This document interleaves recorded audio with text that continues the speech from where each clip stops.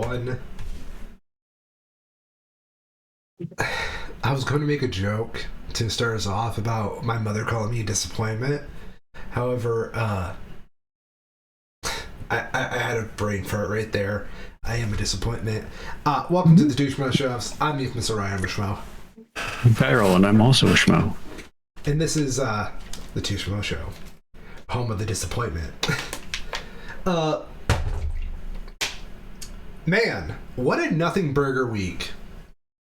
It's been a weird one for sure. Yeah, this is I don't know. Like, it's no longer fuck you, it's January, so real news can happen at any moment now.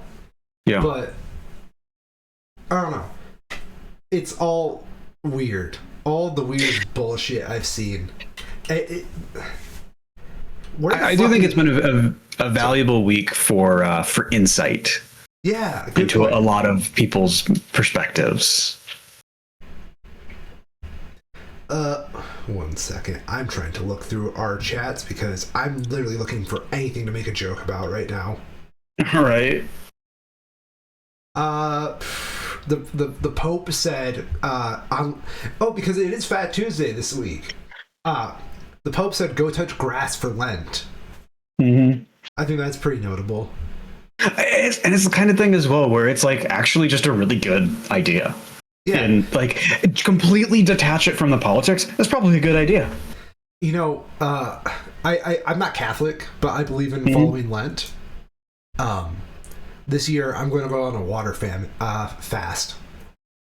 Not for like all 40 days, but I'm going to make some time in my week, every week during Lent to go on a multi-day water fast. Nice. I do think it's one of those things where so much of religion is just secretly tradition that all of humanity has, and there are good lessons to be taken from that in the way that you go about your life, right? Because there's plenty of people who will try and spin it into something that is very obviously, you know, their personal grift or whatever, but there is also good ideas to be taken away from it. And going on some sort of a fast is not a bad one. Yeah. I think everything that is sacrificial about Lent is very sacred to like just the general idea of Christianity in general. That I think it is like one of the core tenets of the religion itself, and that's why I think no matter the denomination, Lent should be probably practiced. I think it's a very I'm just thinking about it now, how like I'm not a particularly religious person, but it is, I don't think, a coincidence that basically every religious culture around the world has independently come up with some sort of meditation as a principle of what you do to practice that religion. Yeah, and I think that's like where you find a big red flag with a lot of religions. Well, not religions, but practitioners and like priests. People who don't teach like the idea of meditation or self-reflection in your own beliefs are really out to get you. They're selling you a fantasy at that point.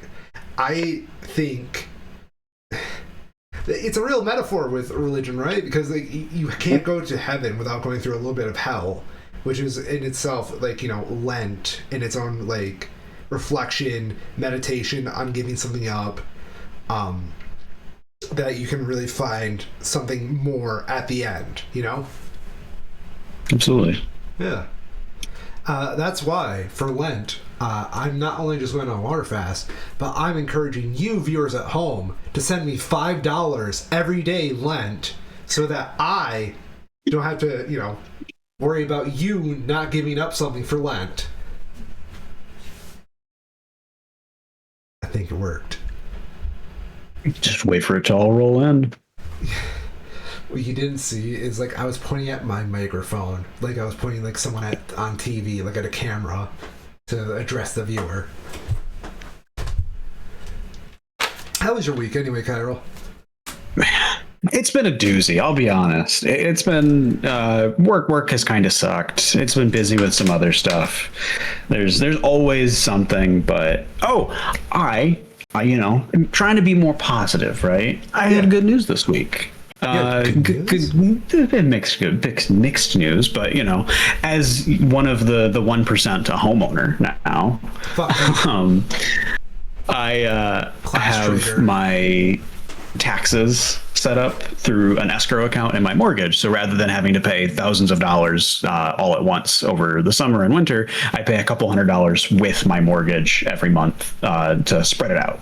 And to do that, the escrow holding company has to sort of guess at what my taxes are going to be for the next year. And that's what they base those monthly payments on. And turned out my taxes ended up being lower than expected. So I'm getting some money back from that, which will be really nice. Throw it at your mortgage. That's one way to do it. And honestly, if you can afford it, that's one of the best pieces of advice that I've ever heard is once a year, if you can do it, pay an extra month of your mortgage or like an extra half a month. No, and it genuinely takes like 5 to 10 years off of your mortgage if you do that every year. Yeah. Just like $700. It's the only way I got out of like my student loans so young. Yeah. Yeah. What I did, and here's like actual financial. I can't say that because legally I can't. I think that's fine to actually say it in this one though, because these are very foundational principles type stuff. I am a licensed insurance practitioner. There is some authority to like the shit I say. Okay, fair enough. That is more important. You're right. Yeah, my fucking name is in a database with the government. Okay, what I will say, right? I'm not your agent. I'm not your producer. You don't work with me. I'm just giving some friendly advice over my goddamn public podcast, right? Mm-hmm. What I did to get out of my student loans pretty fast, right, is I had a flat payment I kept, and I budgeted my flat payment, and budgeted all my first personal finances around being able to sustain my flat payment. Now, that flat payment already paid a little bit of principal on my student loans each month, and with that, I started debt snowballing against my student loans principal interest, so that the interest each month was getting lower and I was paying more on principal with just that flat payment. 100%. Yeah. I'm not saying anything, but I'm bigly nodding through all of this because it's all absolutely true. Compound interest is the devil, and your entire job as a person engaging with the economy is to find every way you can to beat it. Fuck that. Use compound interest against them. You have a say in some of this bullshit. Like just being able to, pay on that principal and turn like your own principal payments as your own weapon of compound interest. Fuck those.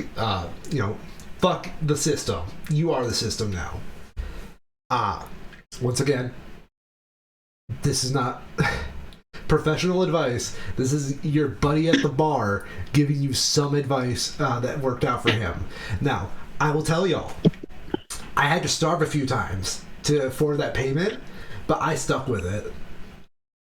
If you are in such a situation where you cannot sustain that payment, there's no shame in lowering it. Just make sure you're always applying something towards that principal so you stay ahead of the bastards. Mm-hmm. I think my monthly payment was always like $800, which that's easier said than done for a lot of people, and I acknowledge that. Absolutely. Yeah. Absolutely. Especially I do hope. I don't know how accurate. I don't know how accurate it is, but I do hope a little bit that I feel like the Gen Alpha, I guess it is, has seen how badly our generation and the millennials got fucked by just burdensome student loan debt, and I feel like they're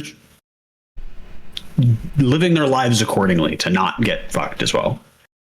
I hope so. I really hope so. Yeah. Like, I acknowledge we are two very blessed individuals, right? Mm-hmm. To not be in the student loan crisis anymore. Absolutely privileged.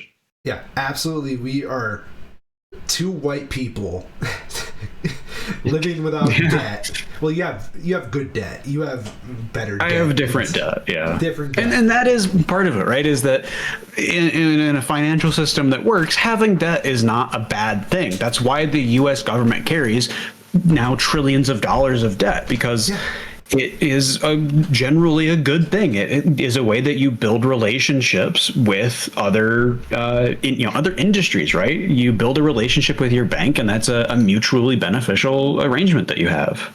Credit scores, as much as I think they're a little bit on the bullshit side, they are genuinely something you can work to your favor as long as you're willing to put them to work to them. And that is like a great asset. God, we should just be a financial advice podcast. That never goes wrong. I mean, hey, if Logan Paul can do it. No, not Logan Paul. Mr. Beast. Mr. Beast can do it. Mr. Beast has a financial fucking podcast? He bought a bank. Fucking what? Kind of. He bought a financial services company that is closely partnered with an actual bank. And he, I guess, has started talking very specifically about financial stuff in a way that for now is, I guess, very, basic economics, open up a savings account and put aside a little bit money kind of stuff. And they act as a middleman to get his audience, in theory, allegedly, into more stable financial situations, which is, a good idea. But like so many of Mr. Beast's non-YouTube adventures, I can't help but see that pattern of start thing pretty good. Mr. Beast move on to other thing become kind of bad. And when thing become kind of bad and it's your fucking savings account, that's not good. I have a little bit of a nuanced take on Mr. Beast, right? I don't necessarily think I like him because I don't know him. But like, I do think he is somewhat self-aware to like the privilege that he holds, and that, like you said, when he starts something, I do think he probably has good intentions 99.9% of the time. There's like crypto shit. So.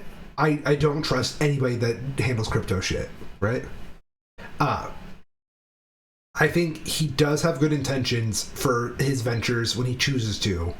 And he's also been extremely transparent that his number one reason for doing the YouTube stuff the way that he has in the first place is because he wants to make a shitload of money. And he thinks he can make a shitload of money doing this. And he's been proven very right by everything that's happened since. Yeah. So in regards to like what keeps his attention, I'm willing to believe he has good intentions for that. The problem is Mr. Beast is less beast and more machine at this point. And as soon as his attention goes elsewhere, it goes bad, like you said. Like, absolutely. Yeah. He does not keep good company, but that's partially how his system runs. His system isn't there to facilitate his goals. They're there to facilitate his machine.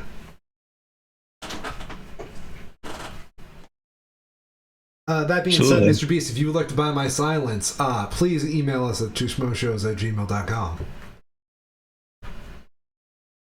Is that a real email? No, it's not. Yes, it is. But you never know if you don't try. Yeah. Like, Jimmy, if I can call you Jimmy, right? James. I'm going to use your fucking legal name.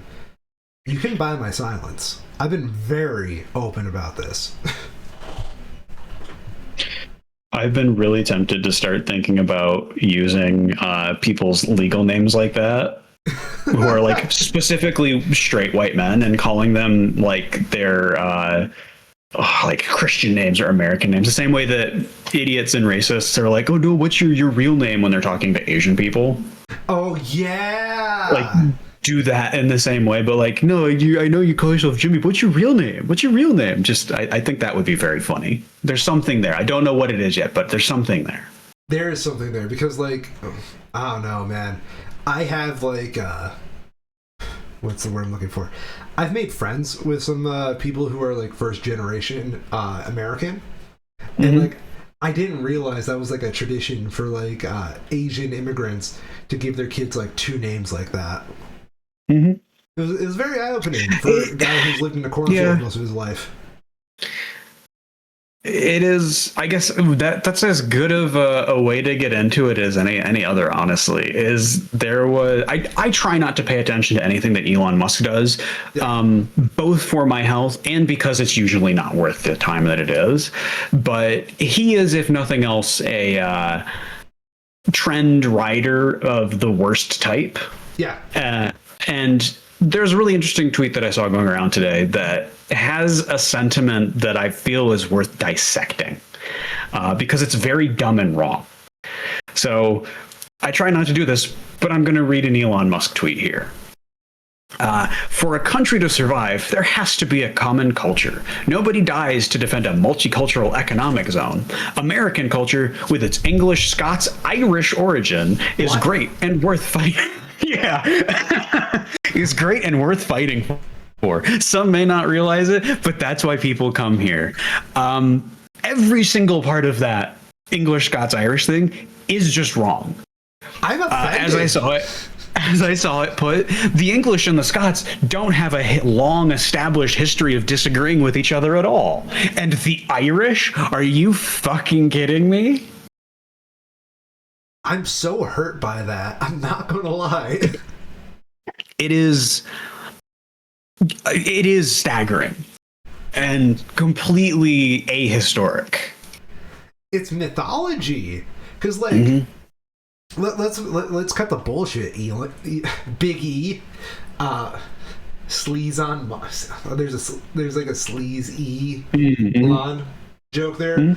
I don't give a fuck enough. He's not worth my attention enough. No. There's no point in the United States where there hasn't been multiculturalism. There's been Native Americans, big one right there. There's been the British. There's been the French. There's been fucking, if you want to believe some reports, Norwegians and Viking shit on these grounds before this. Christopher Columbus, the Spaniards, Latin America. Everything about this place is a whole bunch of multi-grain fucking bread. Take your Wonder Bread ass back to South America. South Africa. Yeah. I wouldn't wish that upon the worst. I wouldn't wish that upon South Americans. Yeah, and there's those two very distinct lines, right? Is that this is the exact sentiment that his family and the other white supremacists in South Africa tried to fight for and got their asses handed to them over in the end. They lost badly trying to fight for exactly this sentiment during apartheid. That's why there's not apartheid right now. The other part of it is that, like, JFK was elected as very notably the first Catholic president in 1961. That's 65 years ago. There's a lot of people who lived to see that, who are alive, who saw that.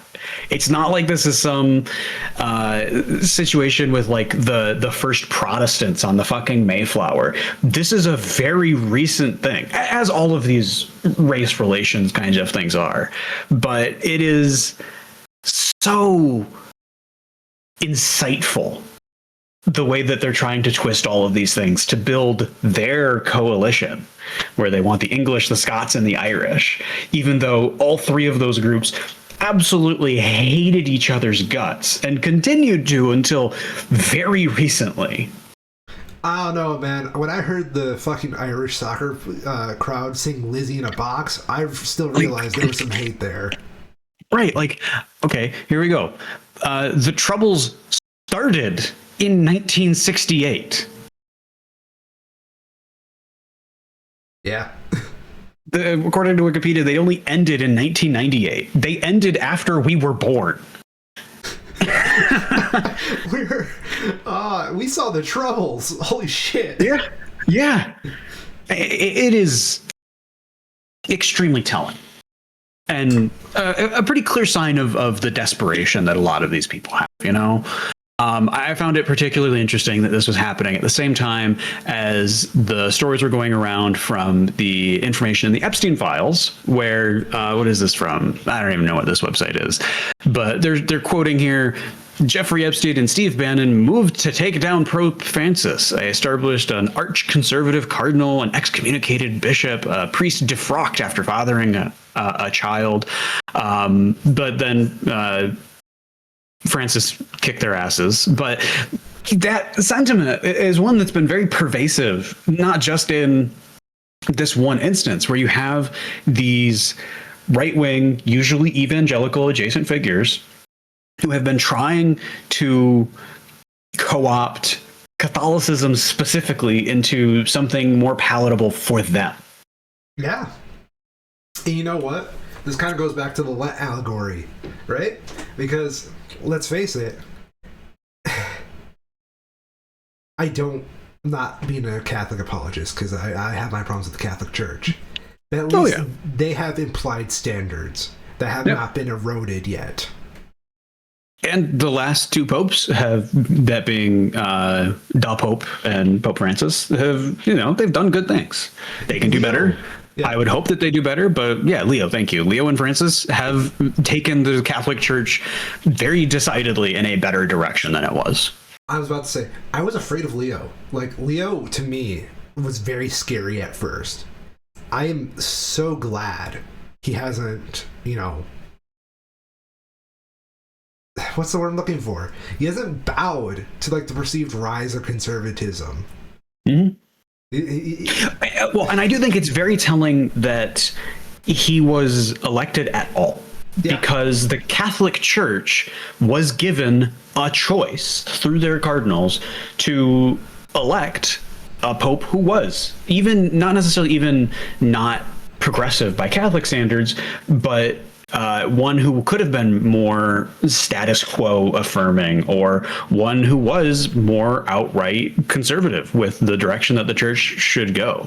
And a majority of them voted for a relative progressive. Yeah, I think that's another thing I think people don't understand about Catholicism. Like, Francis, don't get me wrong, very left-leaning for a Catholic. Leo may be a little bit more right in the long scheme of things, but, like, I'm not sure. There could have been... It's going to be interesting to see. Yeah, fair. Leo still hasn't fully got my trust, but I'm very appreciative of what Leo's done. But, like, it would have been so easy for these fuckers to just, like, bring up, like, a second John Paul. Oh, yeah. Yeah. And there has been a very extremely vocal minority in the Catholic Church for basically since the Latin Mass was deprecated, who have been calling for that to come back. And that has been used very often as that sort of Catholic dog whistle to signal support for other much less savory opinions, particularly when it comes to, like, gay marriage, for example. Women priests as another. These kinds of things that didn't exist 20 years ago in the eyes of the Catholic Church that have started to gain traction. It has been notable to see those shifts happen. Continuing on this, though, we have had an interesting week as all of this has been unfolding. And I think there have been a lot of really good reminders about what the game is right now for the people on the right, where we had Attorney General Pam Bondi sit in front of Congress for a day and make what appears to be an absolute fool of herself. A moment that I quite enjoyed was one where Bondi says, instead of Ghislaine Maxwell, you should be talking about Irina Zarutska. You don't talk about that. And the Congresswoman Ross, who was doing the questioning at this point, says, I have been talking about it. We're going to move back to you. To which Bondi replies, I bet we are. To which Ross replies, yes, of course. You're here to testify. That's the whole point. Okay, I know you sounded exasperated there, but, like, as someone who listened to the recording, no, she sounded a million times more exasperated. Right. I dialed it down there, honestly. But that isn't the point of why Bondi is there. I think that's an important thing, is that for Bondi, the entire point of this for her was to play to an audience of one, and that is the president. She said exactly what she thought would get through to the president to show that she is defending him as it relates to the Epstein files to the fullest extent that she can. Because, and they're probably not wrong on this, so far, our Congress has demonstrated themselves to be completely inept at actually doing anything about the obvious criminality and illegal actions that have happened, right? Like, the very least that should have come out of this was widespread calls for Bondi to be impeached. And that hasn't happened kind of proves the other side right, in that it doesn't matter what we do, you're not going to bare your teeth even in the slightest. And she does know all this is on the record too, right? Oh yeah, and come 2028, maybe that'll be something she's worried about. Though at that point, I expect the actual game plan will be to just blanket pardon a ton of people, and we will, I'm sure, have some really gross Supreme Court decisions that come from that eventually, where they uphold those inevitably. Yeah. Yeah. Wanted to also mention South America. Well, yes. Well, where would they go? Would they go to Argentina, El Salvador? I don't think so. Argentina is way too likely to flip back, and El Salvador's not good still. They probably, well, they just do what Epstein did, right? They get a nice island in the middle of the Caribbean, and they wait it out there. That's so funny. Nah, dude. Clearly they would go to Chile.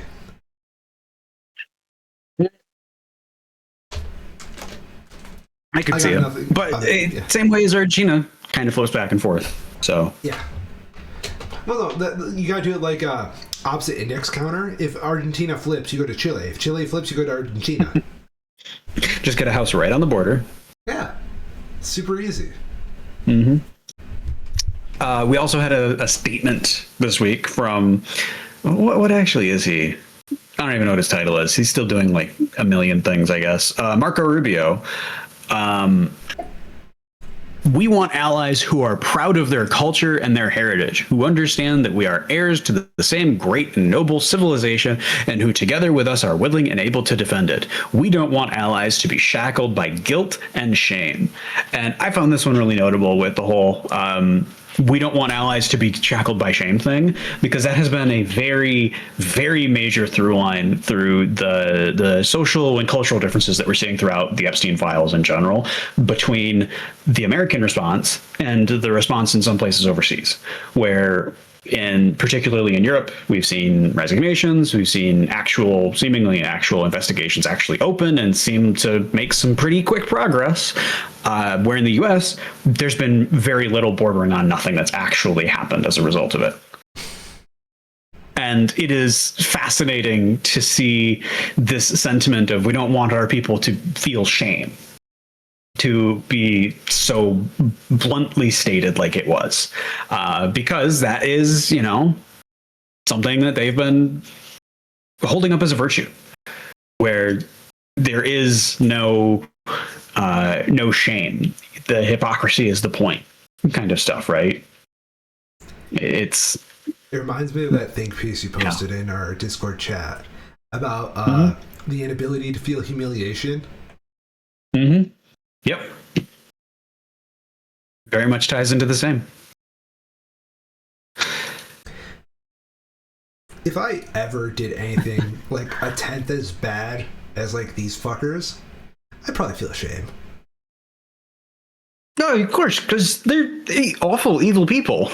I would hope so. One day they'll have their Nuremberg trials. It won't be in the U.S., but I assure you somewhere. I certainly hope so.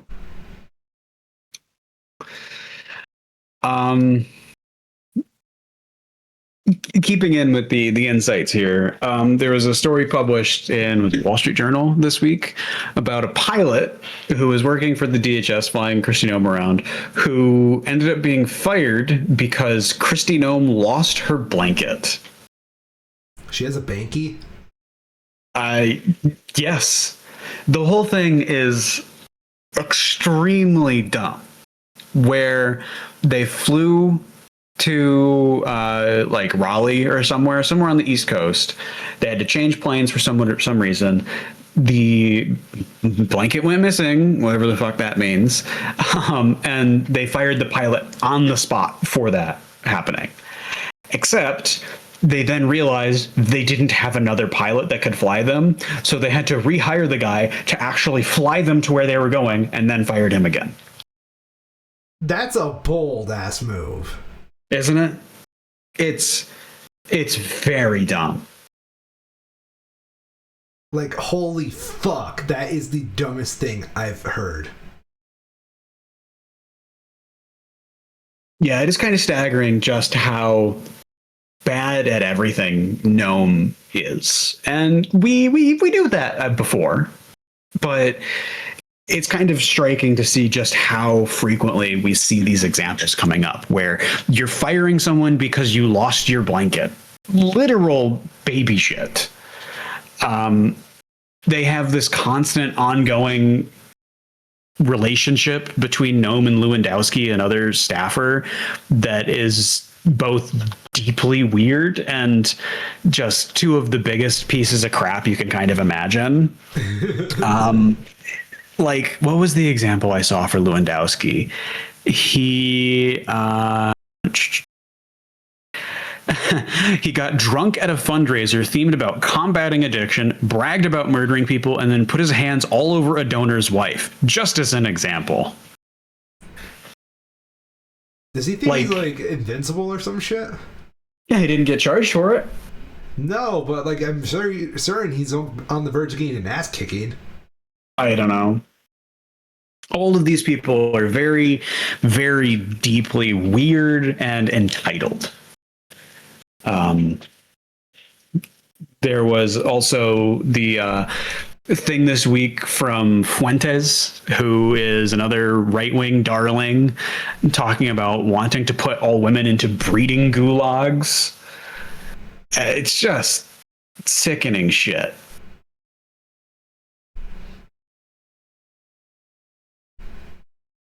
I'm sorry. This is the second time you told me this. Like, I know. Yeah. It doesn't get easier every time I hear it. They're despicable people. No, it's a little bit more than just despicable people. I think they're delusional children. I mean, to a degree, yes. I do think important not to infantilize them, though, right? Like, these are very dumb beliefs in isolation, but when you take them in context, they are very consistent with the rest of their worldviews, where they are feeling, these are people who feel like they're entitled to everything that they want. Yeah. Okay. And that does not have a limit at all. It's the for lack of any other way to describe it, this is the endpoint that has been warned about for this whole brewing incel movement, right? If these people get their ways, that is the solution that they want. That is the only solution that satisfies their desires, as they claim that they are. Just go outside and talk to a woman. Yeah. Like, it's not that hard. You wouldn't think so, but yeah. Like, okay, here's what you do. Okay, I have to put up like a whole bunch of disclaimers for like financial stuff because my license and whatnot. No, I no disclaimer here. Here's actual life advice for all our incel fans, because I know we have several incel fans. Go to the Y. Go pick a class, really any class. Learn something. Once you learn something to your satisfaction, go learn something else. Build interest. And then, like, eventually you'll find someone who you might like, who has similar interests to you. And believe it or not, even if something romantic comes out of that, that's still pretty life affirming and gets your head out of your ass way faster than, like, any, like, actual romantic relationship will ever do to you. Mm-hmm. Yeah. Yeah. Go just talk to people. People are cool. People are interesting. I hate people, but like, that's on me. You know, there's still good people out there. There are good people out there. Yeah. A couple of things to mention as well that happened in the news this week. The Department of Homeland Security has officially been shut down, partially shut down at least. Yeah. Congress failed to pass a funding bill before the needed deadline, triggering a lapse in appropriations for the, what is this? This is military.com's description here. The government's most operationally critical department. Is it though? No, it's not. And that's the other part with this that is so funny about we can't defund ICE, we can't abolish ICE. ICE is new. ICE is younger than almost everybody in the US. Like literally, what does that work out to? ICE was founded in 2001, 2002. So it's at best 24 years old right now. So there is a whopping 6-year window of people who can vote and weren't born before ICE. 6 years of the voting population. The other 70 plus, we all were around before ICE was. It's not new. It's barely started.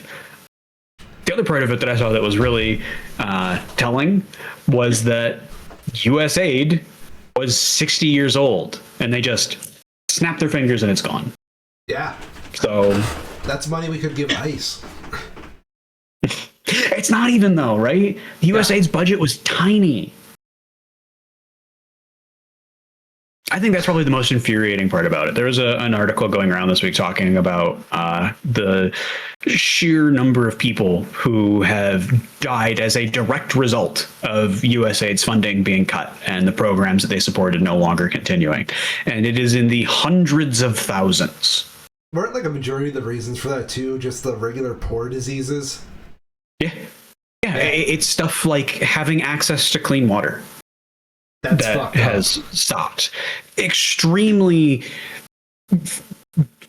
dirt cheap these programs were. They cost basically nothing. And under the guise of we need to bring down the budget, they were gutted. Not even gutted. They're dead. They're gone. These programs have been completely stopped. They're getting $0. And then we come to the end of the year and the budget is more expensive than it ever was. And I hope that that's something that is, I think that's a worthwhile message to the American people right now, is that there's the, eternal ticking back and forth of Democrats bring the budget, the debt down or slow it down, bring about programs, and then the Republicans run off the back of we're going to reduce the debt or make things more affordable or whatever. And they don't actually do that. And it's this back and forth of perception with lagging results from the actual programs that are happening. I mean, look at what it's done. Like, we've gotten the rawest escalation of all that lately. And right. We're very much at a critical point right now where things are, people's perceptions of things are so bad that even the supposed tax cuts that were shoved through earlier this year aren't placating anyone.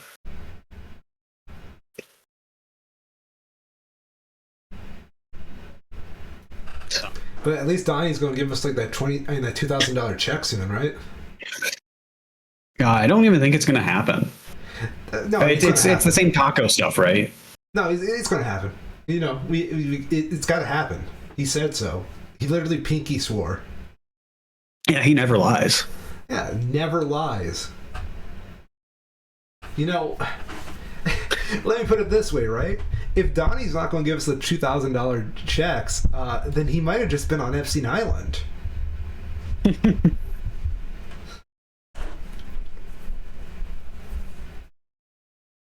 I'm sorry, I'm smugly smiling for myself to that one.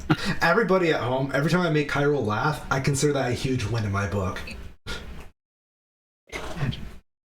Well, speaking of lying, we got more information on the Fulton County voter thing, claimed voter fraud situation where Tulsi Gabbard and a cohort of FBI agents executed a warrant at the Fulton County voting offices and walked off with boxes and boxes full of voter information and documentation related to, I believe, the 2024 election, but it could have been 2020 as well. In the time since, we have gotten some freedom of information stuff to figure out what the hell actually happened. And you'll be shocked to learn that all of the evidence from it that was used to secure the warrants that were executed is just complete regurgitation of the 2020 election lies, that the Kraken stuff that has been widely debunked at every corner. It's just lies. You remember when we thought we had him on the ropes with the Kraken shit falling apart? I mean, I think we did, right? All of those people, where's fucking Giuliani? Where's Sidney Powell? They're in the gutter. Donnie is actually very good at using people now that I think about it. Because, he's like a sitcom, right? Like, it's like, I don't watch Frasier. I've never watched Frasier. But it's like, Frasier, if, everybody but Frasier kept getting rotated, every season. Mm-hmm.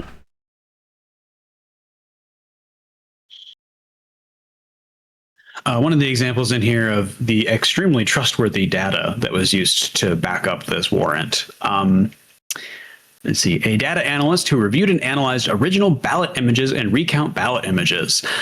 He stated that he downloaded the data online from ZebraDuck and believed it was an open records request from Fulton County, but was not positive as he was not part of acquiring that data. He received it secondhand. Okay. Is it? It's a thing.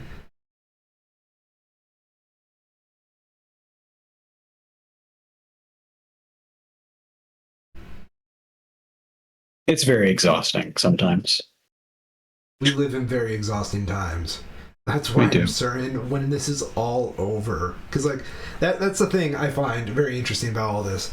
Is, I still feel like we're near the end of the tunnel. I can see light at the end. It's going to be so fucking boring when things are over. Culture is going to be on a standstill for, 3 months when it's over. I don't know. I don't think so. I think there's going to be plenty of people rushing to fill that void for their own self-interests. But it's going to be boring. I assure you. I agree with you. Don't get me wrong. But I assure you, these people are not creative enough to keep interest. Sure. I guess in that way. I think it's going to be a lot of Erica Kirks running around. Mm-hmm. Last piece before I want to get into the bigger thing that I wanted us to talk about. Representative Thomas Massie, who was one of the Republicans who pushed for the bipartisan release of the Epstein files and who has generally been a very large thorn in the side of the Trump administration, put out a statement on Twitter, quote, "I am not suicidal. I eat healthy food. The brakes on my car and truck are in good shape. I practice good trigger discipline and never point a gun at anyone, including myself. There are no deep pools of water on my farm, and I'm a pretty good swimmer." This is known as a declaration of no suicidal intent and was once widely known among Chinese dissidents at the time that those dissidents were being, quote, suicided. I gotta respect Massey for that.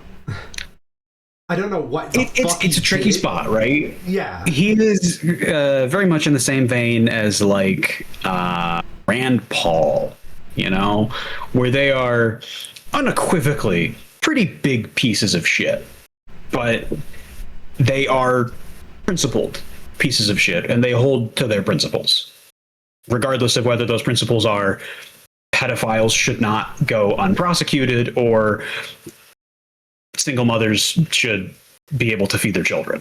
Yeah. And to be clear on that second one, their opinion is no on that. Thomas Massie, I don't agree with it personally, but I do respect the conviction a little bit. I don't know. Like, it's so weird to say I have to give some credit to the fucking... Yeah. The way that I've just thought that you can describe it is that they have a very strong moral compass. The compass is just broken. That's very apt. I like that a lot. Yeah. It reminds me of how my feelings on Mike Pence changed during January 6th. Mm-hmm. So 2028, we're getting Massey and Pence for the Republican ticket, right? I somehow doubt it. No, it's going to be Noam and Cruz. But Cruz can't run for the vice president if he's on the Supreme Court. Oh, shit, you're right. I forgot about that. God. I hate the sorry for reminding you. Can Cruz? Wait, where was Cruz born? He's Canadian, isn't he? In hell. But no, he was born in fucking Calgary. He can't be vice president.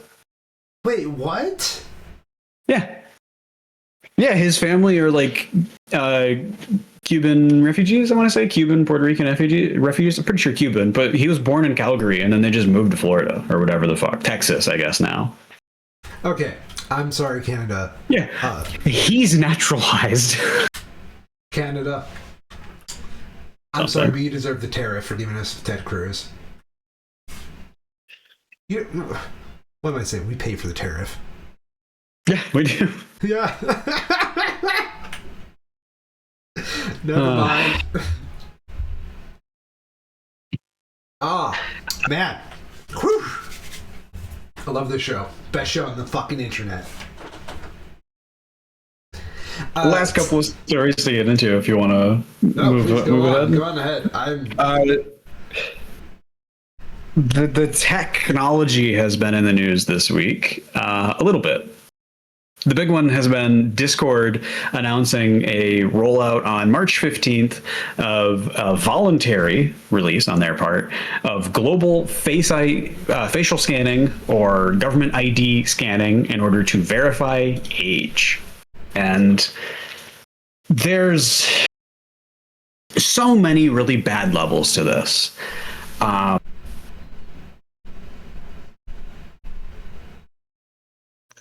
I guess we can go through what their plan is and break down how each level of it is really dumb and bad, because part of this announcement is that they have said that they're going to be using, before they ask for a facial scan or for an ID verification, Discord has said that they're going to be using what they call an inference model, that is some sort of an AI system, to analyze users' habits as they use Discord, to look at the games that they play, to look at the way that they behave on Discord, and somehow use that to roughly determine the user's age, to determine if they are an adult or not.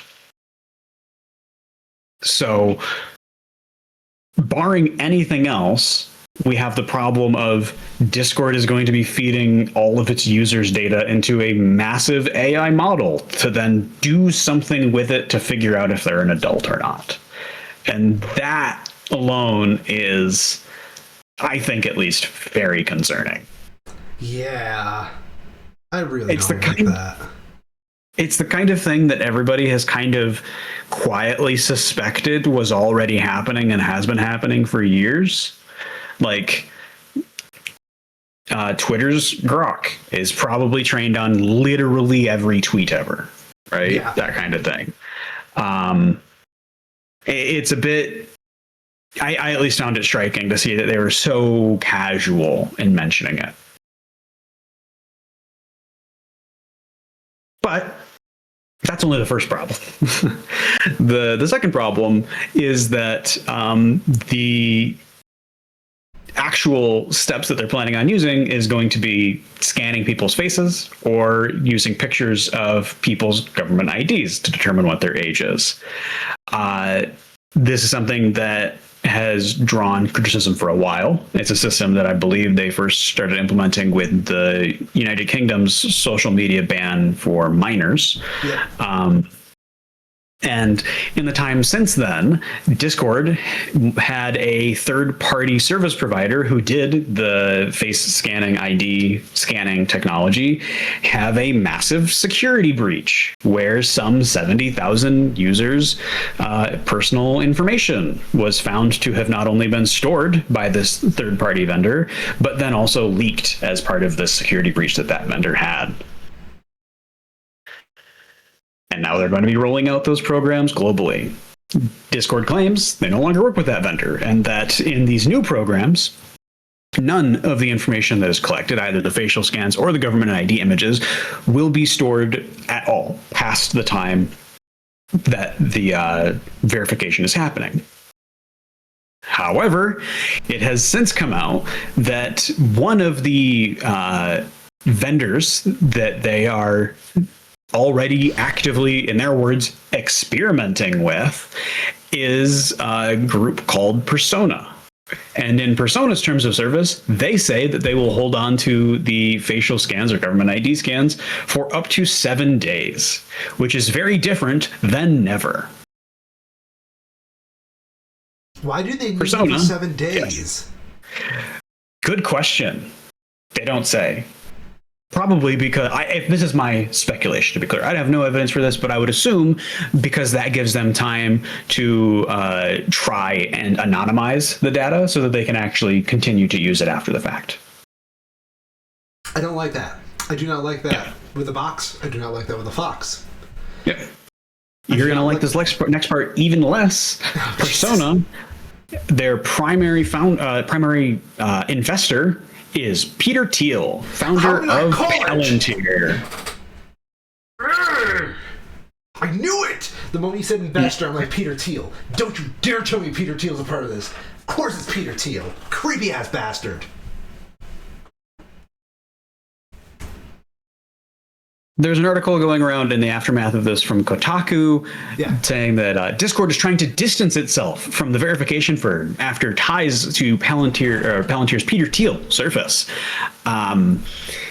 Though I haven't actually found anything that verifies that. In this Kotaku article, they only say that or is it? In an official update, Discord suggested users who encountered prompts from Persona are part of, quote, an experiment, and that information will only be stored for 7 days. How the tech will be used in the long term is yet to be known. When asked for comment, Discord told Kotaku its work with Persona was part of a, quote, limited test, which has since been concluded. And the result from that is that people have been interpreting limited tests to mean not working with these people anymore, where that's not true. That's not what that means. That means that they're already, because they have to continually verify people's information because of the United Kingdom's laws. So they were running some trials with Persona to see how they handle working within Discord's framework as part of this limited test. And they could very well just roll this out with Persona in March, and we would have no way of knowing it. Discord hasn't actually said at all that they aren't going to be using Persona in the future. It's pure speculation on the part of Kotaku's.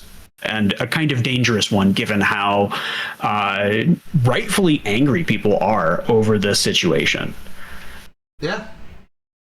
Okay, so I did have this idea once for age verification system that basically equated to like a virtual version of your government issued ID, and being able to link that to an age verification system as a one and done binary, if link yes, if link no. Or if link duplicated, no. What would be your thought on something like that? Sorry, could you say that again? Because I missed that last bit. So this, we'll say like this digital ID link, right? You give it over to a company like Discord, and all their system does is validate the link. If link used once, no. If link valid, yes. If link not valid, no. So I don't think it is a conceptually bad idea, but that is very similar to the kind of thing that blockchain companies try to be proponents of, where the only two ways that you can go about it are you either have to have there's three ways, right? Yeah. Either it's run by a company, which is basically what is already happening, where they are hiring these third-party vendors to do these verification services for them. And, part of that is that they say, send us a picture of your ID and we will verify if it's a current real ID or not and go from there. And all of the inference model, face scanning stuff is rightfully from people being like, you want me to send you a picture of my fucking ID over the internet? Are you goddamn insane? Mm-hmm. Because we've been conditioned for so long to correctly have that perspective of you shouldn't do that. You shouldn't share this information in these kinds of venues, these kinds of processes, because it's not safe. And we were proven right just in October, where 70,000 people's IDs were leaked as part of a security breach. And so the alternatives are either the government runs the thing. And I think that is the most sound way of doing it, right? Where you have the government paying to tie these services into like the Social Security Administration, say, right? Yep. But there's a ton of nuance that has the potential to get lost there, and for systems to become compromised or to become deprecated, right? Like Japan's government only stopped using floppy disks a couple of years ago.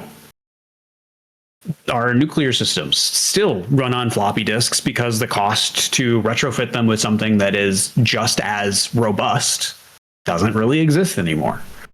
Not for a reasonable budget. So there's different problems that get introduced into that. And then the third option is you try to host something in a decentralized system, where it's technically managed by some sort of a company, but the actual processes that handle it are completely public and can be audited publicly by anybody just by looking at the code that carries that constant record of the transactions. That's the same way that NFTs and cryptocurrencies get handled. They just have little blocks of code that get added onto the end of their addresses every time they change hands that show where the new owner is. And the benefit of that is that it's pretty trivial to see when tampering happens, because that either gets added onto the code or you can cross-reference it against older things and you can see if something's missing. Mm-hmm. But that obviously runs into the problem of, what if you don't want your personal information on a global, publicly auditable database? People probably don't, especially in the case like something with this, where Discord is talking about restricting access for not safe for work servers. So if you're trying to get access to a server that is flagged as not safe for work, you would then have to go and put your name out publicly as requesting to join something that you couldn't access before because of conflicts with these laws that were passed. And then that opens scrutiny and questions up for that. So I at least am of the opinion that there is not a way to do this with the internet, where the actual realistic ways for these things to be implemented are fairly trivial to cheat and get around as it is. So they don't actually do the jobs that they want to do. And in the worst case, they actually just backfire entirely. That was one of the things that was pointed out in the discussions that have been happening around this. There's been a couple of things that I thought were really interesting. But one of them was that, okay, say you're somebody who wants to groom target children, to be able to find them as quickly as possible to abuse them. Because of the way Discord is setting this up, if you just make sure that your Discord account is not verified as an adult account, you will automatically only be able to access teen-only spaces. Ooh, who else would only want that? Yeah, which is admittedly a bit of a niche thing, but is something that the internet was able to come up with in about 48 hours. Yeah. If you're talking about implementing this over the period of years, people will have figured that out and will have started to abuse it at that point. The other one was that queer spaces are very often flagged as not safe for work because people are talking about things that are not safe for work. They're talking about sexual feelings that they have that they don't understand, that they're trying to process and figure out. And one of the ways that people do that is by talking with other people who are having similar feelings. And sometimes that involves people talking who are not adults. And the way that Discord is going about this, by forcing these into adult-only spaces, by categorizing this as it's a not safe for work problem, ends up falling into the same pitfall that we had over the summer with the payment processor sort of blacklisting that happened over not safe for work materials, where Steam games and stories on places like Itch.io were getting pulled down because they were flagged as not safe for work by these payment processors solely because they had queer content in them. And that is something that is very obviously damaging, especially if you're trying to make sure that queer children have a place that they can freely talk about what they're feeling so that they don't end up going to less safe places, less moderated places. Yeah. I think that's something, it's always one of those things that conservative spaces really hate to talk about. When you have like a lot of, queer teenagers, who need to kind of figure out their shit. And unfortunately, there's a lot of people who would take advantage of that. And they always love to demonize the idea of queer spaces as only breeding grounds for that kind of dark, predatory, circumstances. But honestly, like, moderation has always been the way around that. Like, if you're gonna put a kid in a room with like a whole bunch of adults, there's always the parents. The parents, I feel like, as difficult as it would be, there's counselors and shit like that. Like, parents can take their kids to like these spaces and not have to engage to give their kids some semblance of privacy. But like, moderation's always been the big thing, and I hate how Discord does not do this at all. Well, yeah, I was just going to say that exactly. We saw exactly that both in the past with Discord, but also very notably with Reddit, where they talk about having to crack down on these spaces that are breaking their site rules or whatever, but then they let these other very not safe for work subreddits stay up that openly talk about, things like desiring rape and that kind of stuff. Very explicit things against their terms of service that get a pass for some reason, but mildly queer spaces that happen to touch on not safe work topics sometimes get analyzed under a microscope instead. And it's the same thing with Discord, right? They have tools at their disposal already to monitor for and punish genuinely unsafe activities. Those are already things that they have been doing for years, if not a decade at this point. Yeah. The last thing that I want to mention on this is that the other side of this was that searches for Discord alternatives spiked 10,000% in the wake of this. And a variety of Discord alternatives websites, particularly open source ones, have seen massive influxes of people looking for alternatives to Discord, knowing that this is on the horizon.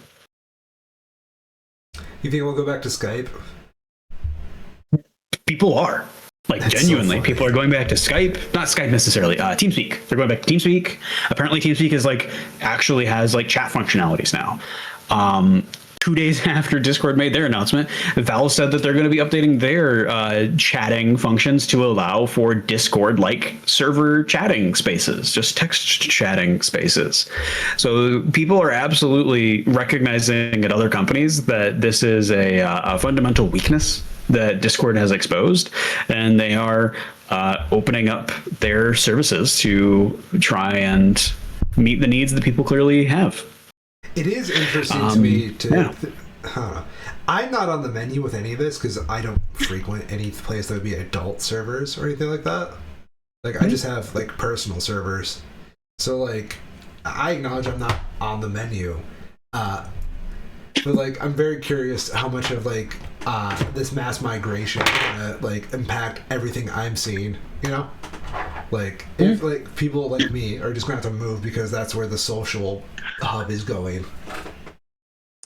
I am still hopeful that Discord will see the financial hit that they're taking as a result of this and change course before it comes to that point. That's still what I'm holding out hope for, because I sent them their customer support an extra message about this. I've been paying for Nitro for the better part of 5 years now, and I've canceled it now. So I'm not paying them anymore to use their platform. And I am not going to start that up until I see a clear 180 from them to go back on these policies, because they suck. And even though I've been using Discord for 5 years, whatever bullshit AI thing they have can probably figure out that I'm not a minor. I probably won't even be asked to verify my age at any point. But I am still not comfortable with the way that they're handling their business. And if the places that I do frequent that have not safe for work requirements on them end up moving someplace else, I'll be shifting over to see how those go. Same with Blue Sky, right? Yeah. That's why I shifted over there, because that's where the people who I cared about were. And I, don't like the way that Twitter is being run very fundamentally. It's amazing what these places will let slide rather than pay for like any form of moderation. I do think that these kinds of actions are very quickly pushing the internet more into the open source space, right? Yeah. We're already seeing this happen more and more and more as Windows 11 continues to deteriorate and problems aren't solved, and Mac has its own problems that are real barriers for new people trying to go over to it, where they've just not met the moment the way that they have in the past. And people are genuinely switching over to Linux in numbers that are pretty unprecedented. They're not huge still, but they are unprecedented compared to the basically 0% that it was before. We've seen other shifts to open source products like Blue Sky and Mastodon. These places that have very publicly auditable features to them that can be very easily cordoned off from the wider ecosystems that they might cultivate. And there's clearly a strong appeal for people to have that, to just have that option to be able to ignore everything else that's going on and not have to deal with it. No, that's fair. It's just like one of those things where I think the people in charge of like the major hubs on the internet are just failing the consumers, and they care. Consumers care too much for like things that they have that are being taken away to ever put up with like this bullshit. Mm-hmm.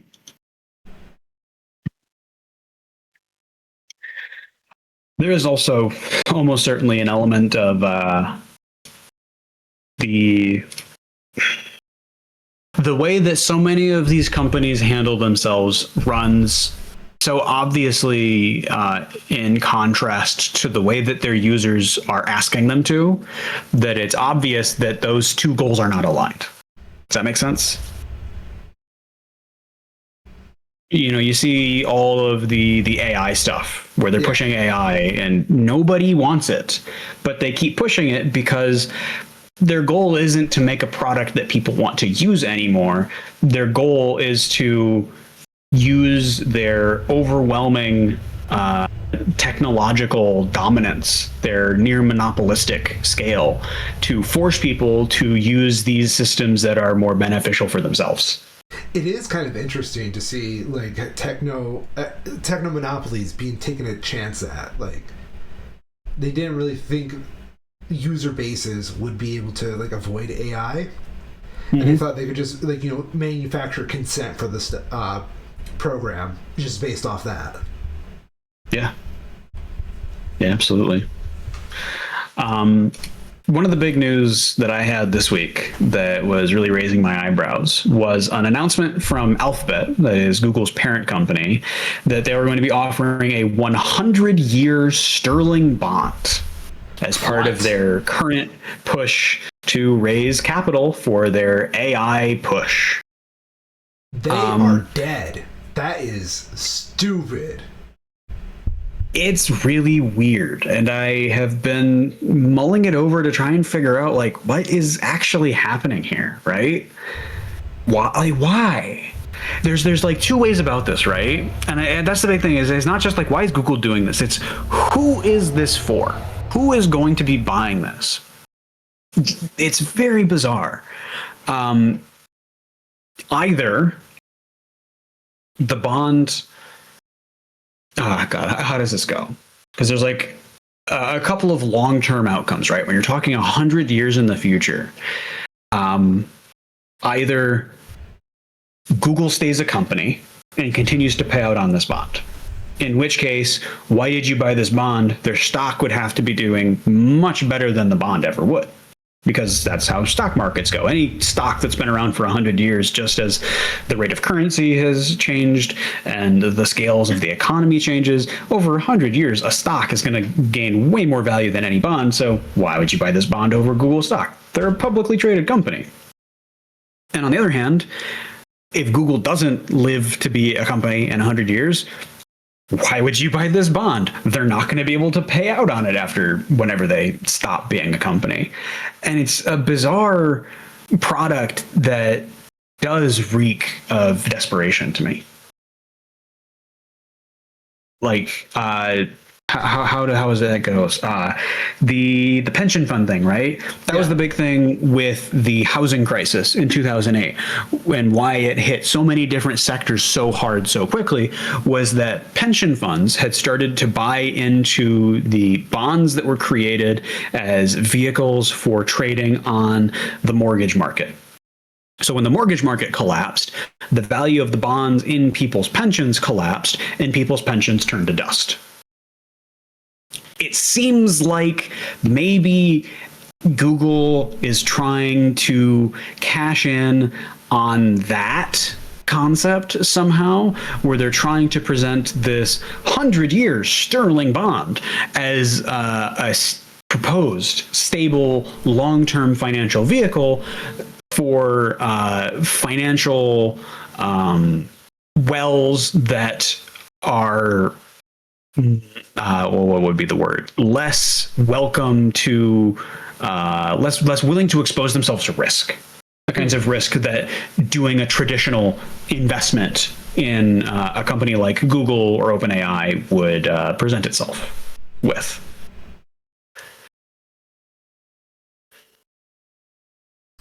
Something else that I saw very coincidentally related to Google that showed up in my feed at the same time this week was the revenue numbers that YouTube had for 2025, and in particular, putting them in contrast with Alphabet's capital expenditures and people like Oracle and OpenAI's capital expenditures for the next year. So last year, this is revenue, not profit. YouTube brought in $60 billion in revenue between their advertising and their paid subscriptions over the year of 2025. And 60 billion is a big number. It's a lot of money. That's nothing to sneeze at. And I'm sure they're making a lot of money off of that $60 billion in profit. But at the same time, we have Alphabet saying that just in capital expenditures for 2026, they're expected to need to spend $185 billion just this year. $185 billion. And we saw Oracle talking about similar numbers in their capital expenditures for this next year. And it just raises this massive question of where do you get that money back on? YouTube is only hitting 60. That's a third of what you're talking about spending here in a single year.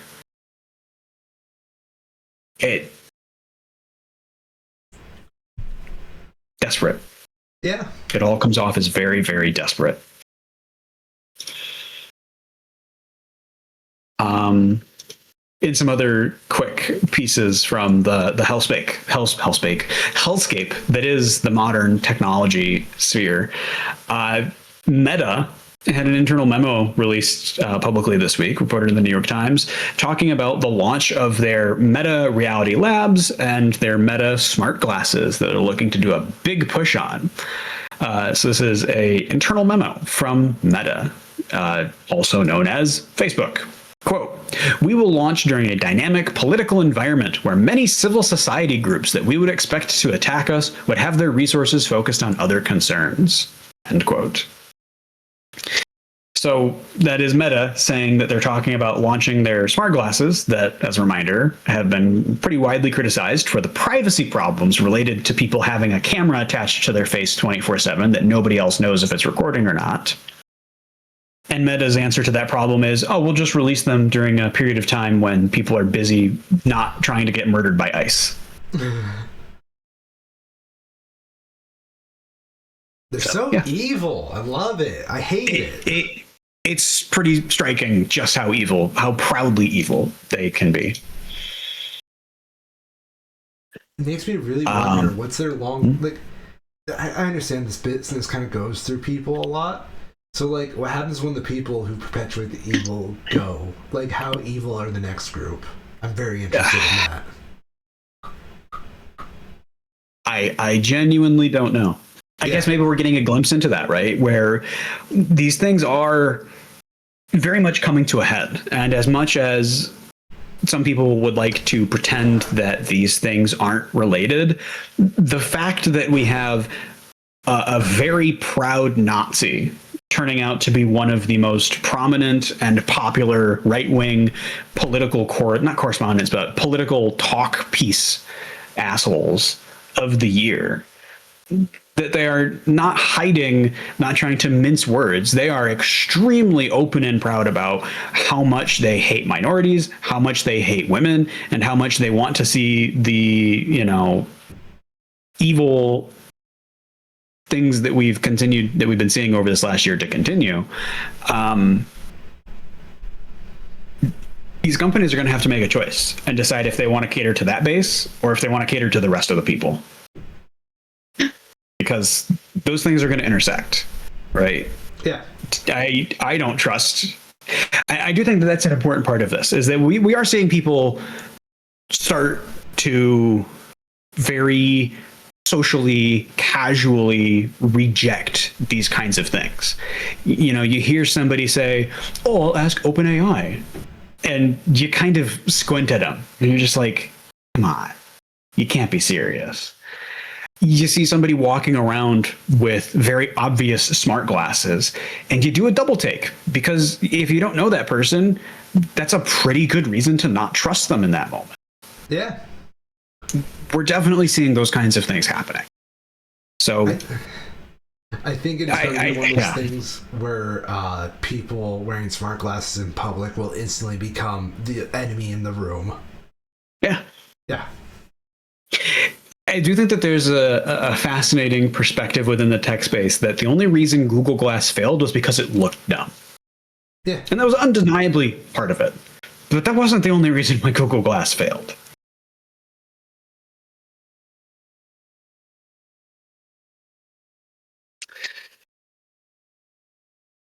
Well, speaking of culture, would you like to talk about some movies? There's movies? Because we are out of January. We're out of January. There's movies. They've come out of hibernation. What are the movies? What am I actually going to start with here? I guess we can start with some of the smaller ones. I had never heard of a couple of these before. Is there anybody actually notable in this? What's going on here? Because there's a couple of reviews. Oh no, there's actually quite a few. Okay, we'll get to that. Nirvana, the band, the show, the movie. Yeah. When their plan to book a show at the Rivoli goes horribly wrong, Matt and Jay accidentally travel back to the year 2008. And I'm going to have to pull this up on Wikipedia to look up more plot, because I have no idea what this actually is. I guess you mentioned that you had heard about it at least. Yeah, because obviously I'm a Nirvana fanboy at heart, so you hear shit like this, you get a little curious. But then I realized it was just some comedy thing and not actually the band, and I just walked away. Yep. So apparently this started as a web series called Nirvana, the Band, the Show, that eventually was made into a television series of the same name. And this is the movie tied into that television series. Described as a Canadian time travel mockumentary adventure film. Sure, why not? They're attempting to book a gig at a bar and restaurant in Toronto, despite the fact that they have never actually written or recorded a single song, nor taken any steps to contact the Rivolis, the gig's management, about booking a show. A new plan to play the Rivoli gone wrong accidentally sends them back in time to the year 2008, leaving them stranded unless they can find a way to get back to the future. I'm sorry, the use of Back to the Future there just got me a little bit. I had to do a small tee-hee. They know what they're doing. They totally know what they're doing. Good on them. Yeah. Yeah. Released in 2025 at a film festival and has been secured for distribution rights in the US afterward, which is what we're seeing now. Neat. What else do we have? For what it's worth, it is reviewing very strongly. 97% from critics and 96% from audiences, though both have quite low total reviews. Oh, okay. Next, Cold Storage.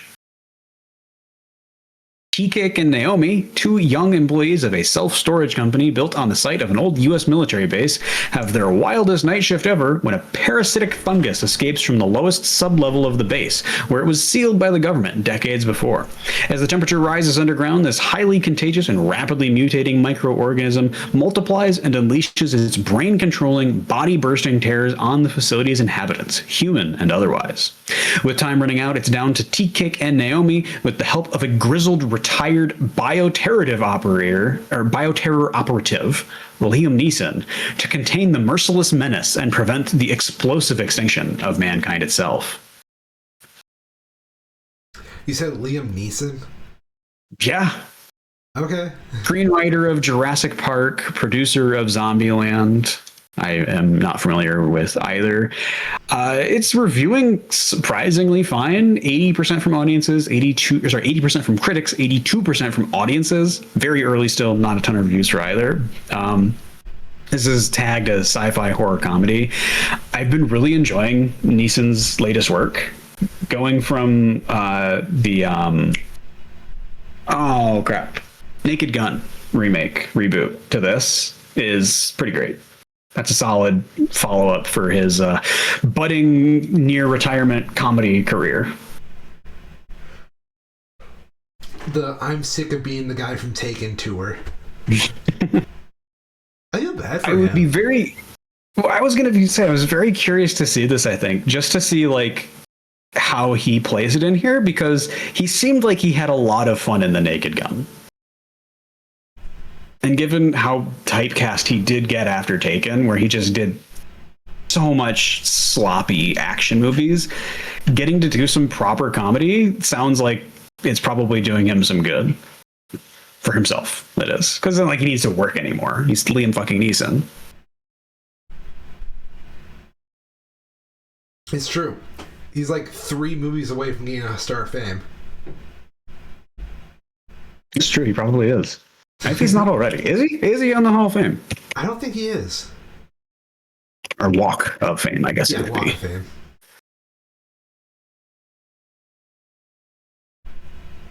Yes. He is. Inducted in 2014. Never mind then. That's a pretty good... Oh, wow. This is a very 2014 website. I'll send this over to you for a glance, but that's a throwback. So his class in 2014 included Orlando Bloom, Sally Field, Matthew McConaughey, Christoph Waltz, Jessica Lange, and himself, and a couple others, but I don't feel like digging through it to figure those out. So yeah, good for him. Seems like another interesting movie. SeenStars.com. Yeah. Next on the list, we have Goat. That's finally out. Sony Pictures Animation, studio behind Spider-Man Across the Spider-Verse, comes Goat, original action comedy set in an all-animal world. The story follows Will, a small goat with big dreams who gets a once-in-a-lifetime shot to join the pros and play Roarball, a high-intensity, co-ed, full-contact sport dominated by the fastest, fiercest animals in the world. Will's new teammates aren't thrilled about having a little goat on their roster, but Will is determined to revolutionize the sport and prove once and for all that Schmoes can ball. Sure, why not? Why not? I was curious to see. Yeah, I was going to say, I was really curious to double check how was Zootopia talked about. Because whenever I read one of these descriptions, and I've read a lot of these fucking descriptions, when I see from Sony's Pictures Animation, the studio behind such and such, original action comedy, all animal world, it's just like, okay, we get it. You aren't confident in the thing that you made. We know you're Sony. Yeah. Yeah, and Zootopia is the complete opposite. From the largest elephant to the smallest shoe, the city of Zootopia is a mammal metropolis where various animals live and thrive. And then it actually tells you what the fucking plot is. It doesn't go into Walt Disney Studios, the creators of blah, blah, blah. No, it actually was written by someone who knows what they're doing. So, to the movie's credit, it seems like it's actually fine. 80% from critics, 93% from audiences. Again, not getting a ton of attention yet, though more from audiences, which makes sense given that this is more kids and family oriented. I was quite amused to see the genre tags for this. Every once in a while, you get stuff that has like 2 or 3 tags on it, and it's kind of funny to see like the cold storage one was like sci-fi, horror, thriller, comedy, right? This one has 5. I don't think I've ever seen one with 5 before, where we have kids and family, comedy, animation, adventure, and sports. But it's like Goat, Basketball, Rocky, right? Honestly, I'm not sure. I think this is more Air Bud, but everyone's an animal. Oh. Notably, I'm so confused by this movie. Has Steph Curry as one of the producers, so good for him. That's great and all, but I'm still confused by this movie. It's supposed to be the whole goat small, everyone else it's like rhinos and zebras and a fucking giraffe are a lot bigger. Yeah, I get the message, but I'm still confused about this movie. Whoa.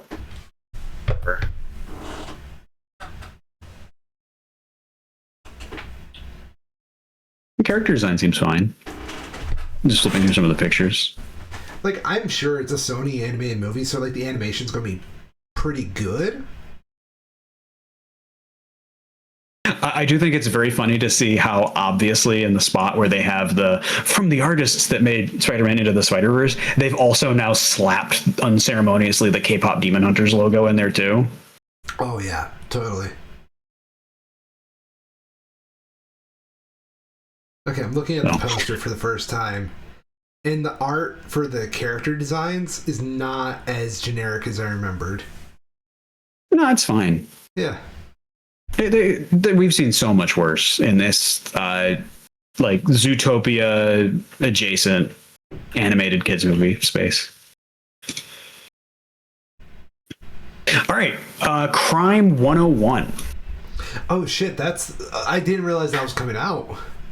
Yeah, it's out this weekend. Set against the sun-bleached grit of LA, Crime 101 weaves the tale of an elusive jewel thief whose string of heists along the 101 freeway have mystified police. When he eyes the score of a lifetime, his path crosses that of a disillusioned insurance broker who is facing her own crossroads. Convinced he's found a pattern, a relentless detective is closing in, raising the stakes even higher. As the heist approaches, the line between hunter and hunted begins to blur, and all three are faced with life-defining choices and the realization that there can be no turning back. Adapted from Don Winslow's acclaimed novella of the same name, the film is written and directed by person and cast. Ooh, I love cast. Cast is good. Notable folks involved: Chris Hemsworth, Mark Ruffalo, Halle Berry, Barry Keoghan. Some big names in here.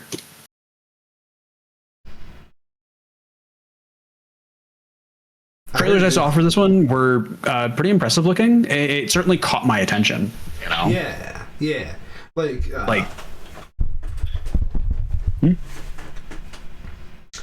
I don't know. It's got the. This is a joke. Like, I've been going with for the Knives Out movies, but I didn't want to say too much. It's always funny to me that Chris Evans and Jeremy Renner were Knives Out villains.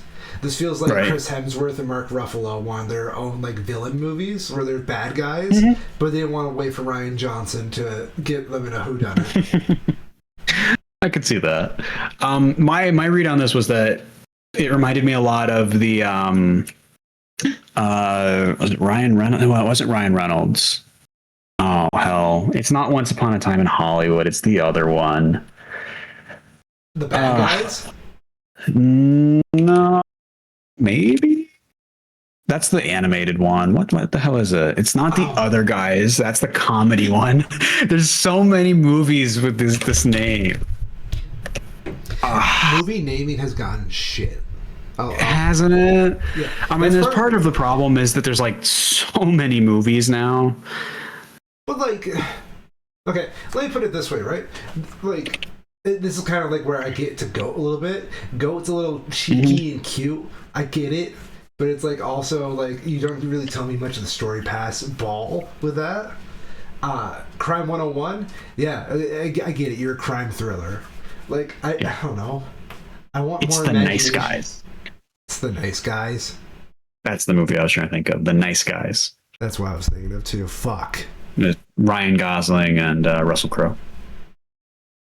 Really good movie.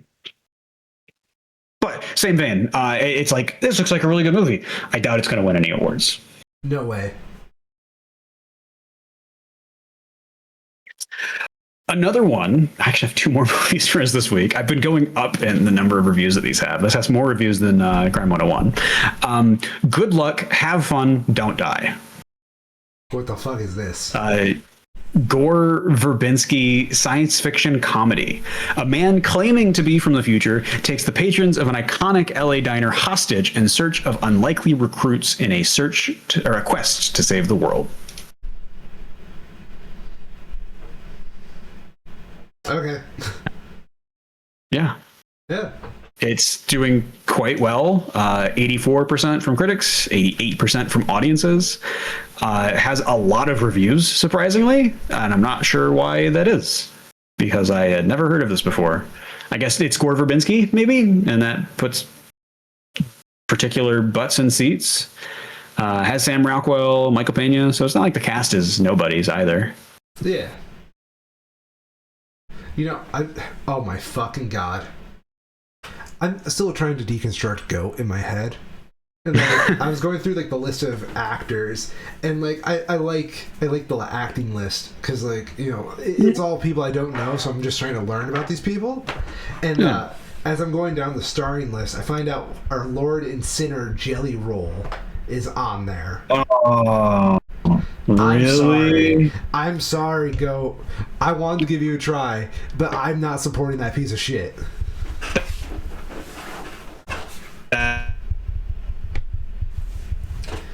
I'm so sorry, Goat. But you're correct. You're right. Yeah. One bad apple ruined the whole damn bunch here. I do think it's notable to point out, though, that going through this roundup of 6 movies here total, all of these having fairly high total critic and audience review numbers on them, 4 of them are tagged as comedies. Hey, that's pretty good. Are we finally in the comedies are allowed to be good year? Have we gotten there finally? I think we might have. That was fast. Yeah. Last one I have for us today. Wuthering Heights. Tragedy strikes when Heathcliff falls in love with Catherine Ershaw, a woman from a wealthy family in 18th century England. I believe this is based on something else. It sounds super familiar, but I didn't have a chance to. Pretty sure it's a book. Yeah. Yes. Novel by Emily Bronte. My fiance wants checks to listen out. this badly. Well, good for you. It seems like it's doing fine. Is it? 62% from critics, 81% from audiences. I mean, it has Margot Robbie. She's a really good actor. I just heard some very visceral things about it. Like people who hate it hate it. Well, let's give him some reviews. See if we can find some of those people. Let's see. Show me some top critics, please. Keith Ook, all parentheses Substack. I don't care about your opinion. Detroit News, Adam Graham. Large-scale costume drama with an epic scope, and it makes sure it's anything but stodgy. Slate, fun to be found in this pulpy, carnal, proudly idiotic Wuthering Heights. Final product, all said, is visually rich, transportative, if simplistic story about love denied. One from The Spectator here. Fennel's treatment is eye-catching but superficial, and because Robbie's Kathy is like a capricious Scarlett O'Hara and Elordi's Heathcliff is a hot boyfriend who broods, you can never buy into them as deeply connected soulmates. New York Times, Fennel tosses out ideas about women, men, sex, freedom, and dominance, even while aligning the question of Heathcliff's race and trying to transmit the power of Bronte's writing visually. They gave it a negative score. I don't know. Margot Robbie, good actress. Very good actress. Mm-hmm. Jacob Elordi won me over with Frankenstein as well. He played the creature. Mm-hmm. So, like, I can see the anatomy of a good movie in this. I can truly see that. Yeah, I kind of get the vibe from this that it's almost like... Maybe I shouldn't say this because it's a little bit mean. It's not based in any sort of fact or anything, right? I'm just completely speculating here, but I get the vibes that this is targeting like the 50 Shades of Grey kind of crowd, if that makes sense. Oh shit, you are on point. I don't think that's a bad thing, you know? Like, there's a reason that book and the movie from it made all the fucking money. People want that. Like, but, you know, it's not... Those aren't trying to be anything more than that, even if a lot of the people who had to go and watch them and review them for their jobs wanted it to be something more than that, because what it is not something that they're interested in, right? Mm-hmm. It is something that's the best way I think I can put it. It knows what it is, and it performs its function. Yeah. I do think that as a society, we're going to have to pretty quickly reckon with the fact that... to put it kind of bluntly, there's a lot of women with really good paying jobs now, and they want to spend that money on stuff. And that means that things that are made for them are going to exist. And that also means that the things that are going to exist for them are going to be kind of horny sometimes in the ways that they like. That is so funny. I think you just perpetuated the idea that the male gaze is no longer capitalistically profitable, but the female gaze will now take its place. I kind of think that's true. Or you know, it's not that one isn't profitable, right? It's just that there is so much more demand for the other because it hasn't been met. I want to amend my statement. It's not being replaced. It is standing side by side.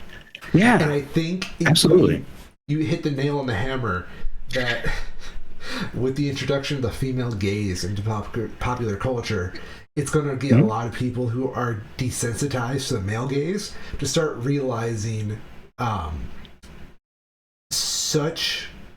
don't want to say it's pandering, but yeah, I mean, it kind of is though, right? It's a very stigmatized word, but it is accurate. Yeah, you're right. It is a stigmatized word. Like, let me see if I'm curious, did you... So, colloquially, I don't remember what this is actually called, but Wizards of the Coast had a Secret Lair drop that they released that featured sort of like a forbidden love kind of thing. And colloquially, it was very quickly referred to as the Monster Fucker Secret Lair. Because it prominently features... two magic characters, Kalia and Skitherix, very clearly wanting to do unspeakable things, but one of them is an angel and one of them is just a giant fucking dragon. So this thing sold out so goddamn fast. You don't understand how fast this sold out. It was pandering. That's really nice art. Don't get me wrong. Isn't it? I would like to amend my previous pandering statement with the word gratify. It is gratifying the female gaze.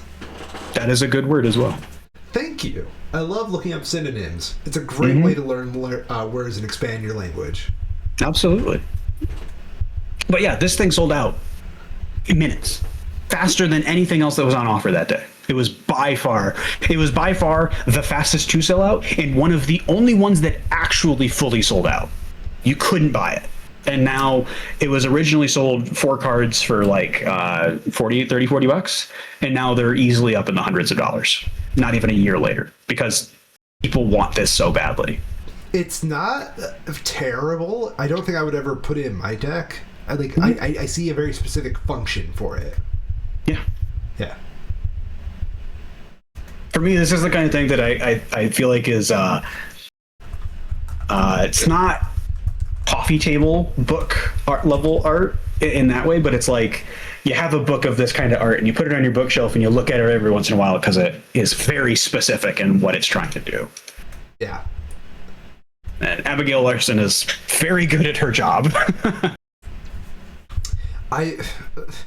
Here I am, just the artist in me wants to make an observation that I want to just praise the artist for. I love the framing of colors, like Big Scary Dragon, dark, but it frames well against our what's her name again? Kalia. Yep. Okay, perfect. It frames Kalia very well. She's the only contrasting colors in the whole thing. Yep, very much agree. This is the other part to it, the Skithrix half, which does the same thing again very well. Yeah. I mean, obviously, it's not as filling of the frame because he's a big boy and we need to get his, Yep, gotta have the whole thing. Yeah. Oh, what's up, buddy? My cat has come to interrupt the recording. Glad Rin went and slept somewhere. She was so loud when we were starting to get set up. Y'all wouldn't believe it. No, Houdini just woke up from his nap. Now he's here to raise hell. Who's my little hellraiser? I don't know. I am interested to see where the female gaze goes. Now that we've named it, I give it like 7 months before it starts becoming a talking point among conservative crowds. Yeah, there's a very specific kind of guy that hates this stuff, Yeah. So I wouldn't be surprised by that, unfortunately. But that is all that I have today. And anything else you wanted to touch on? No, I don't believe so. I just like to remind the audience, I am Mr. Ryan, and I'm a Schmo. And I'm Kyle. And I'm also a Schmo. And it's been the Two Schmo Show.